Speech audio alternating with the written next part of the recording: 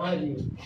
तो जो ये फ्रैक्शन होती है मिक्स्ड फ्रैक्शन, देखो इनके दो क्वेश्चन होते हैं, चेंज इनटू द इम्प्रॉपर या होल रिमूव। दोनों एक ही बात है। अगर हम इस जैसे ये फ्रैक्शन है हमारे पास 3/2/10, अगर हमें इसे इम्प्रॉपर में बदलना तो भी एक ही फॉर्मूला लगेगा, या हमें इसके होल रिमूव करने हैं, हटाने हैं होल, तो भी ये वाला फॉर्मूला लगेगा। फॉर्मूला क्या है? Whole multiply denominator plus numerator upon denominator. तो देखो 3 whole multiply 10 denominator plus 2 numerator. अब हमने इन दोनों की मल्टीप्लाई कर दी, 3 × 10 30 हो गए प्लस 2, 30 में 2 जोड़ दिया 32/10 आ गया, है ना। तो ये 30/2 क्या में बदल गई है, ये मिक्स इम्प्रॉपर फ्रैक्शन में बदल गई, है ना, बदल गई ना इम्प्रॉपर फ्रैक्शन में। तो इसके होल भी रिमूव हो गए और ये इम्प्रॉपर भी बदल गई। तो इससे ही कहते हैं होल रिमूव करना या इम्प्रॉपर फ्रैक्शन में चेंज करना। समझ गया। अब फिर जैसे ये आंसर आएगा 32/10, तो अगर हमने ऐड करा ये आंसर आ गया इम्प्रॉपर फ्रैक्शन में, और आपको ये नहीं पता कि ये इम्प्रॉपर है या प्रॉपर है, तो आप प्रॉपर को भी डिवाइड कर रहे, है ना। तो आपको पता होना चाहिए कौन सी इम्प्रॉपर होती है। कोई भी आंसर आएगा फ्रैक्शन का वो कभी भी इम्प्रॉपर में नहीं हो सकता, उसे हमें मिक्स्ड में चेंज करना होगा, मिक्स में चेंज करना होगा और उसकी लोवेस्ट टर्म में चेंज करना होगा। तो अब हम आपको बता रहे हैं change into the mixed fraction. तो जो भी डेनोमिनेटर होता है उसे जो न्यूमरेटर होता है उसे डेनोमिनेटर से डिवाइड कर देता है इम्प्रॉपर फ्रैक्शन। तो हमने 32 को 10 से कर दिया, 10 3 जा 30, तो 2 रिमाइंडर हो गए। जो आंसर आएगा वो तो होल बनेगा, जो रिमाइंडर बचेगा वो हमारा न्यूमरेटर होगा, और जिससे हम भाग करेंगे डिवाइजर वो डेनोमिनेटर होगा। तो ऐसे लिखा जाएगा 3/2/10। ठीक है। तो हमने ये चेंज कर लिया, मिक्स फ्रैक्शन के दोनों क्वेश्चन हमसे आ गए, है ना। अब फिर होती है एक लाइक फ्रैक्शन, ये भी बहुत जरूरी है कि लाइक फ्रैक्शन कौन सी होती है। विच fraction has same denominator is called like fraction, है ना। एक ऐसी फ्रैक्शन जिसके डेनोमिनेटर यानी कि लाइन के निचले वाली जो संख्याएं हैं वे अगर बराबर हैं, देखो 10 10 10 10 ऊपर कुछ भी हो, लेकिन अगर नीचे इक्वल है तो उन्हें हम लाइक फ्रैक्शन कहते हैं। अब ये बात है कि लाइक फ्रैक्शन हमें क्यों जरूरी है, क्यों जाने हम लाइक फ्रैक्शन, है ना। तो लाइक फ्रैक्शन इसलिए जरूरी होती है क्योंकि अगर ये अनलाइक होती है तो आप ना तो प्लस कर सकते हैं ना माइनस कर सकते, और ना ही आप असेंडिंग कर सकते हैं ना ही डिसेंडिंग कर सकते हैं, ना ही आप कंपेरिजन कर सकते अगर ये अनलाइक है। अगर लाइक है तो आप बहुत ही आसानी से कर लेंगे, फिर आपको एलसीएम एसएफ की आवश्यकता नहीं होगी, है ना। तो आप उन्हें आसानी से कर लेंगे। ठीक है। तो आपको पता होना चाहिए लाइक फ्रैक्शन कभी भी एक फ्रैक्शन नहीं होती।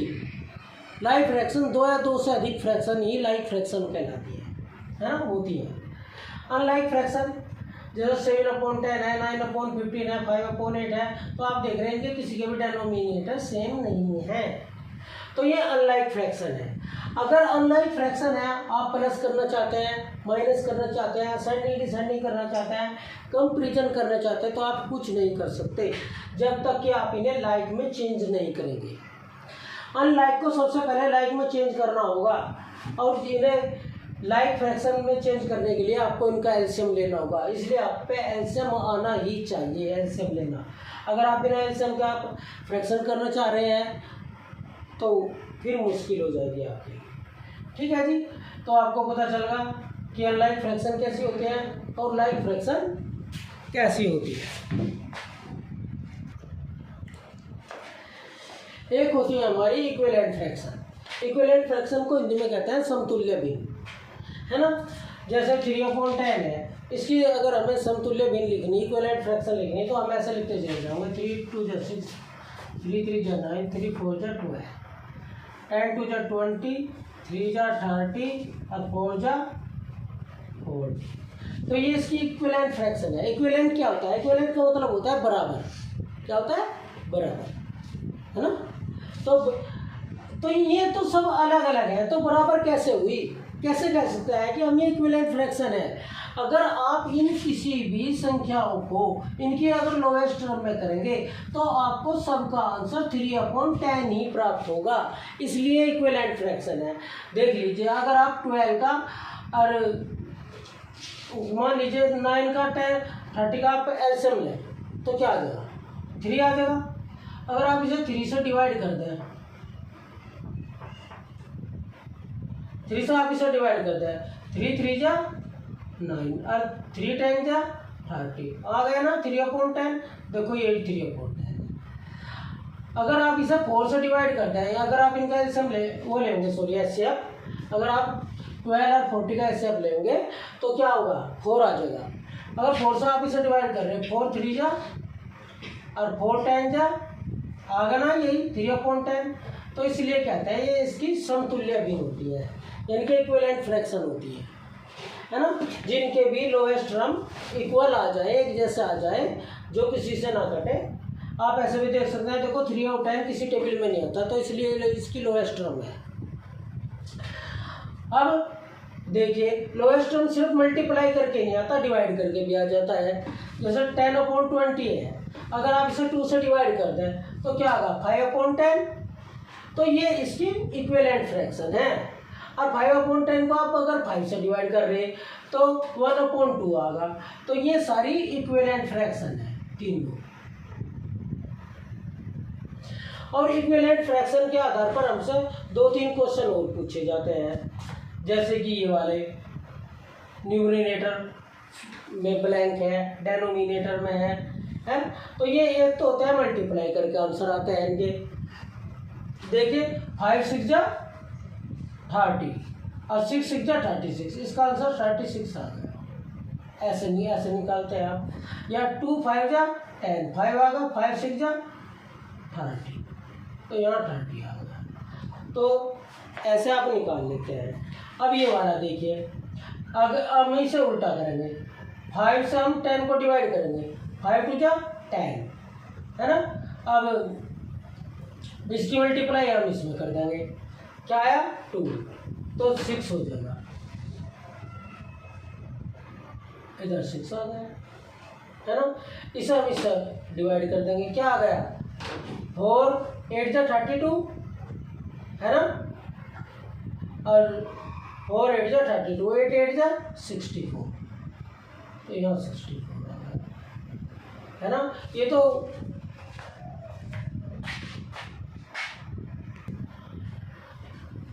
देखिए, अगर आपको ऐसा कोई भी क्वेश्चन दे दिया जाए, चाहे इधर खाली स्थान हो चाहे इधर खाली स्थान हो, ऊपर हो या नीचे हो, उन्हें करने का सिर्फ एक तरीका है। चारों इस तरह के 4 क्वेश्चन बनते हैं, चारों को एक ही मेथड से हम सोल्व कर सकते हैं। तो पहले जैसे कि हम इस वाले को करना चाह रहे हैं, इस वाले को आप ऐसे लिखो और इनकी क्रॉस मल्टीप्लाई करो। जो डिजिट से मिल जाए उसे तो ऊपर लिखो, जो खाली स्थान से मिल जाएगी उससे नीचे लिखो। तो देखो, हमने इसे इससे काट दिया, 4 से 32 को काट दिया, 8 टाइम कट गया, 8 8 जा 64 आ गया आंसर। तो आपको ऐसे भी करने की जरूरत नहीं है, आप ऐसे कर सकते हैं। फिर जो अगला क्वेश्चन होता है, एक फ्रैक्शन होती है, रिड्यूस द लोएस्ट टर्म या स्टैंडर्ड फॉर्म या सिंपलेस्ट फॉर्म। तीन तरह से पूछा जा सकता है कि क्वेश्चन, लोएस्ट टर्म का भी वही मतलब है, स्टैंडर्ड फॉर्म का भी वही मतलब है, और सिंपलेस्ट फॉर्म का भी एक ही मतलब है। कभी कभी जो बच्चे हैं वो कंफ्यूज हो जाता है कि हमने लोएस्ट टर्म तो पढ़ी, स्टैंडर्ड फॉर्म पढ़ी ही नहीं, या हमने सिंपलेस्ट फॉर्म तो पढ़ी, लोएस्ट टर्म का हमें पता ही नहीं। तो हमें तीनों तरीके से पता होना चाहिए कि तीनों एक ही क्वेश्चन होते हैं, ठीक है। तो हमें इन्हें क्या करना है, इनकी सिंपलेस्ट फॉर्म में बदलना होता है। सबसे पहले हमें क्या देखना होता है, कोई भी फ्रैक्शन हमें दी, क्या वो उसकी अपनी सिंपलेस्ट फॉर्म में है या नहीं। तो सबसे पहले हमें ये देखना आना चाहिए। जैसे 51/20 है, तो हम इसे देखेंगे, क्या ये अपनी लोएस्ट टर्म में है, सिंपलेस्ट फॉर्म में है, स्टैंडर्ड फॉर्म में है। तो कैसे पता करें? फ्रैक्शन हुज एचसीएफ इज 1, यदि किसी भी फ्रैक्शन का एचसीएफ 1 हो तो वो अपनी लोएस्ट टर्म में होती है। अब हम देखेंगे, क्या 15/20 अपने लोएस्ट टर्म में है? No, HCF of 15 and 20 is 5, इसका 5 SCF आ गया। अगर हमें पता चल गया कि भाई SCF 1 के अलावा कुछ और आ रहा, तो हम उसी SCF से इसे डिवाइड कर देंगे, तो ये अपनी लोएस्ट टर्म में आ जाएगी। किसी भी फ्रैक्शन को लोएस्ट टर्म में चेंज करने के लिए, स्टैंडर्ड फॉर्म में चेंज करने के लिए, सिंपलेस्ट फॉर्म में चेंज करने के लिए उसके SCF से उसे डिवाइड कर देते हैं। जैसा 15 और 20 का SCF 5 आया, 5 3 जा 15 और 5 4 जा 20, तो 3/4 जो आंसर आया ये इसकी लोएस्ट टर्म है। तो हमें एक साथ पता चल गया कि भाई लोएस्ट टर्म है या नहीं है, नहीं है तो हम उसे साथ के साथ लोएस्ट टर्म में चेंज कर सकते हैं। ठीक है जी, तो आपको लोएस्ट टर्म सिंपलेस्ट फॉर्म भी समझ में आ गई। ये भी हमें बहुत ज़रूरी है। जब भी आंसर आएगा हमारा, अगर हमारा आंसर को माइनस करके या प्लस करके आंसर जो भी आता है, डिवाइड करके आंसर आता है या मल्टीप्लाई करने के बाद आंसर आता है, उसे हमें ज़रूर लोएस्ट टर्म में ही शो करना होता है। तो आंसर लोएस्ट टर्म में, इसलिए हमें लोएस्ट टर्म सीखनी चाहिए, क्योंकि हमें आंसर को लोएस्ट टर्म में लिखना होता है। हाँ जी, अब जब हमने रिड्यूस करना सीख लिया है ना, तो अब हम देखेंगे रिसिप्रोकल। कभी कभी कहते क्वेश्चन आता है रिसिप्रोकल, रिसिप्रोकल को हम वाइस वर्सा भी कहते हैं और इन रिवर्स भी कहते हैं। तो तीनों नाम एक ही है, हर हिंदी में व्युत्क्रम कहते हैं, यानी कि उल्टा करना। जैसे 5/10 है, 5/10 को हमने 10/5 लिख दिया। 25/50 है, इसे हमने 50/25 लिख दिया, है ना। तो अब हम इसका प्रयोग, हम इसे क्यों सीखें, रिसिप्रोकल वाइस वर्सा इन रिवर्स को हम क्यों सीखें, क्यों याद रखें कि हमें इसकी ज़रूरत कहाँ पड़ेगी। देखो ये सवाल है डिवाइड का। फ्रैक्शन में कभी भी किसी भी संख्या को जब डिवाइड करते हैं तो उसे ऐसे डायरेक्ट डिवाइड नहीं करते, उस क्वेश्चन को पहले मल्टीप्लाई में चेंज करते हैं, उसके बाद ही हम उसे क्वेश्चन को सोल्व करते हैं। जैसे ये क्वेश्चन है डिवाइड का, तो हमने इसे 15 को यहाँ लिखा, तो हमें यहाँ मल्टीप्लाई का चिन्ह लगाने के लिए 3/7 को 7/3, यानी कि इसे रिसिप्रोकल करना होगा, वाइस वर्सा करनी होगी या इन रिवर्स करना होगा। तो जब जाके ये क्वेश्चन सोल्व होगा डिवाइड का क्वेश्चन सीधे सोल्व नहीं हो सकता। तो हमने इसे कर लिया, अब हमने इसे काट दिया, 3 5 जा 15 और 7 5 जा 35, तो 5/5 आगा, 5 से 5 कट का 1 आगा। तो मल्टीप्लाई के तो सारे सवाल ऐसे ही होंगे सेम, लेकिन डिवाइड के सवाल जब आप करेंगे तो उन्हें आपको पहले मल्टीप्लाई में चेंज करना होगा। जैसे कि ये क्वेश्चन है 40/50 को हमें इसे डिवाइड करना 8/25 से, तो हमने क्या करा 40/50 सेम का सेम लिख लिया। तो यहाँ मल्टीप्लाई का चिन्ह लगाने के लिए 25 को ऊपर ले जाना पड़ेगा और 8 को नीचे लाना पड़ेगा, इसे ही कहता है रिसिप्रोकल। ठीक है जी, अब एक क्वेश्चन और देख लीजिए। अब ये क्वेश्चन है 2 होल 2/4 एंड 1 होल 8/6। इसी में यहाँ आपके सारे क्वेश्चन सोल्व कर देंगे।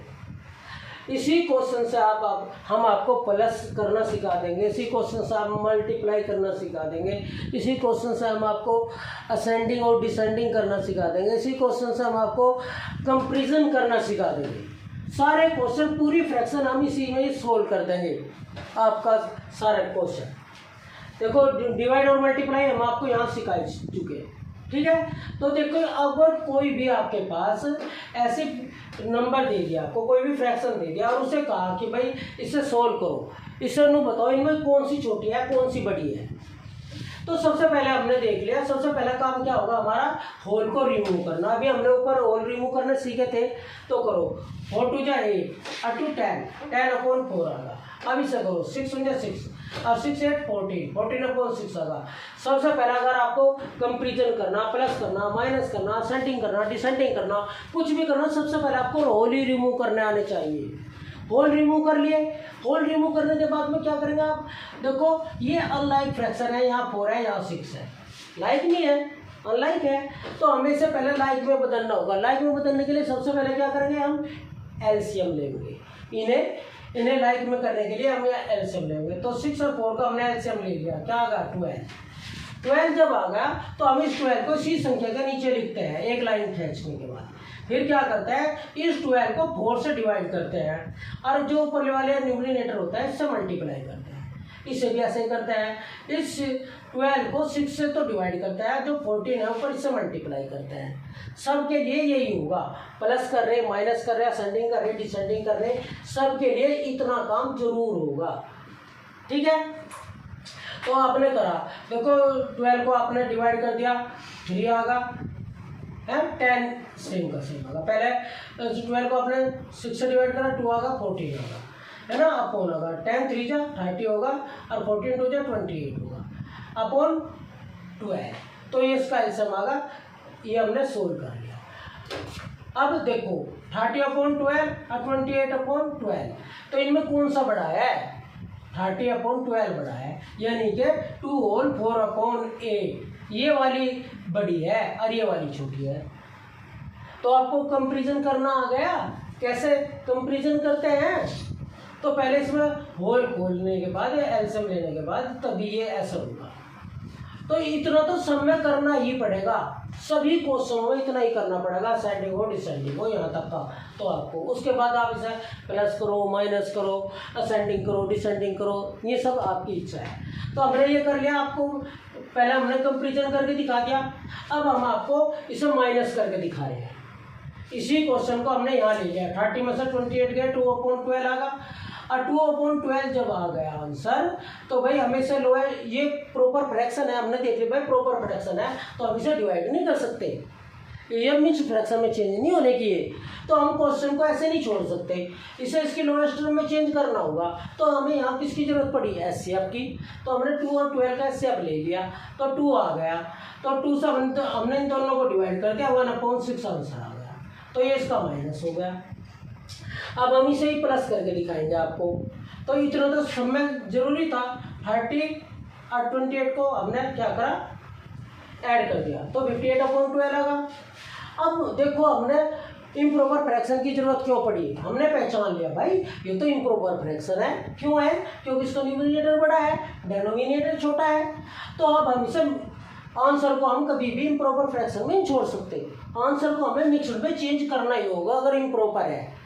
तो करो जी, तो हमने इसे इससे डिवाइड कर दिया, 12 4 जा 48 है ना, बच गया हमारे 10। तो जो आंसर आएगा वो होल बनेगा, जो रिमाइंडर होगा वो न्यूमरेटर बनेगा, जिससे भाग दिया वो डिनोमिनेटर बनेगा। तो 4 होल 10/20 हो गया। अब ये इतना भी काम नहीं चलने का। अब हमने देखा भाई प्रॉपर फ्रैक्शन तो आ गई, इम्प्रॉपर को होल को हमने इसमें से निकाल लिया, तो हमारी प्रॉपर फ्रैक्शन आ गई ये। लेकिन हमारी प्रॉपर फ्रैक्शन जो है अपनी लोएस्ट टर्म में नहीं है, तो हमें इसे लोएस्ट टर्म में भी चेंज करना पड़ेगा।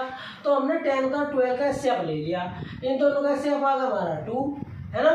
तो 2 से हमने 10 को काट दिया 5 आगा, 2 से हमने 12 को काट दिया 6 आगा। तो 4 होल 5/6 यही सही आंसर है।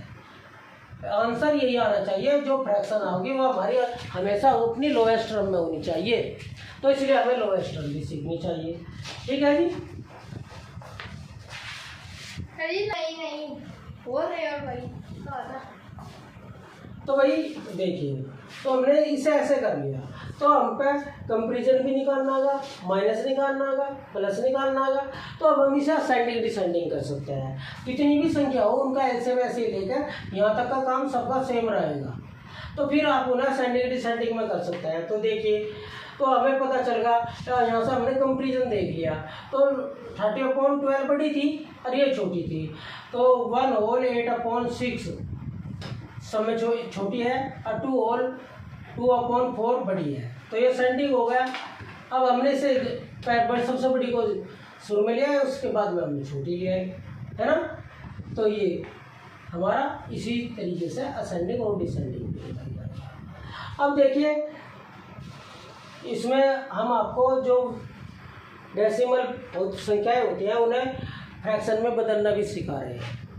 तो देखो, अगर कोई भी डेसिमल की संख्या है, नंबर है, डेसिमल नंबर है, तो दशमलव से पहले वाला जो हिस्सा होता है उसका लेफ्ट हैंड होता है, वो तो होता है होल, और जो बाद वाला होता है उसे कहते हैं हम फ्रैक्शनल पार्ट। या डेसिमल पार्ट। इस वाले को फ्रैक्शनल पार्ट या डेसिमल पार्ट कहते हैं।